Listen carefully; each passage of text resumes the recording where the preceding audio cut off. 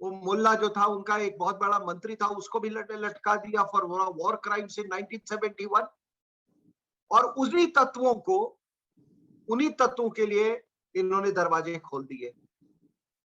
और अभी जो हालात हैं आप देख रहे हैं किस तरह से दिन दहाड़े रेप, बच्चों को प्रताड़ित किया जा रहा है।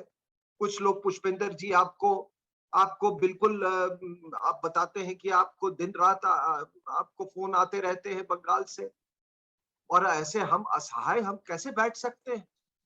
तो हम अगर हवाला देते हैं, मैं आखिरी में यही बात पहले भी कहा कि अगर हम हवाला देते हैं कि किसी राजनीतिक व्यवस्था के कारण, क्योंकि वहां चुनाव हुआ है, हम ये नहीं कर सकते, वो नहीं कर सकते, तो मैं फिर से ये दोहराता हूं कि अगर कोई राजनीतिक व्यवस्था अगर देश के लिए हानिकारक हो जाती है और देश के ही अखंडता पर प्रहार करती है, तो राष्ट्र सर्वोपरि है।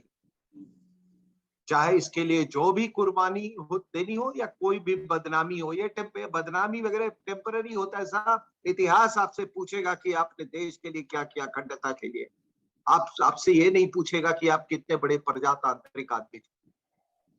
आपसे वो सर्टिफिकेट कभी इतिहास नहीं मानेगा। सरदार पटेल भी बहुत प्रजातांत्रिक आदमी था, लेकिन जब शक्ति प्रयोग का उनको जब भी जरूरत पड़ा, उन्होंने कभी उससे विचलित नहीं, उन्होंने इस्तेमाल किया। मुझे याद है इसी संदर्भ में मानिक शॉ की एक ये है, आप सबको मैं सर्कुलेट कर दूंगा।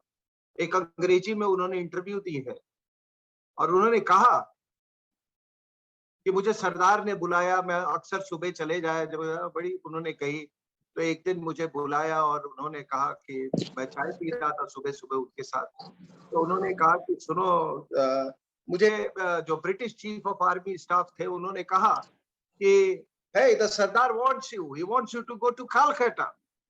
तो मैं कहा कि मैं क्या करूंगा कलकत्ता जाके।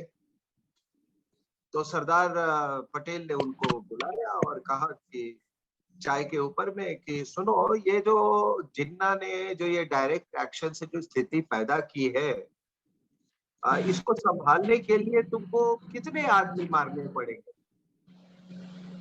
तो उन्होंने कहा कि मैं करीब 100 आदमी मारूंगा,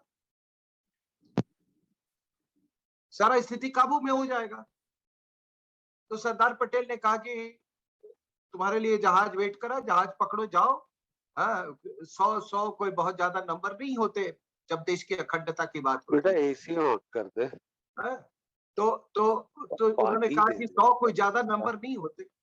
तो वो गए वहां पर, उन्होंने आर्मी को जो भी करना था की। तो बाद में वो आए और मानिक शॉ से पूछा कि कितने कितने लोग मारे तुमने? तो गुजराती में मानिक शॉ ने कहा कि एक भी नहीं मारा। तो उन्होंने कहा गुड, वेल डन। तो ऐसे भी कदम उठाने पड़ते हैं जब देश की अखंडता का सवाल हो सर। मैं अपनी बात यही कह के यहीं पे अपनी बात खत्म करता हूँ, क्योंकि और भी लोग हैं, और भी लोग अपनी बात कहना चाहते हैं। मुझे सुनने के लिए बहुत बहुत धन्यवाद।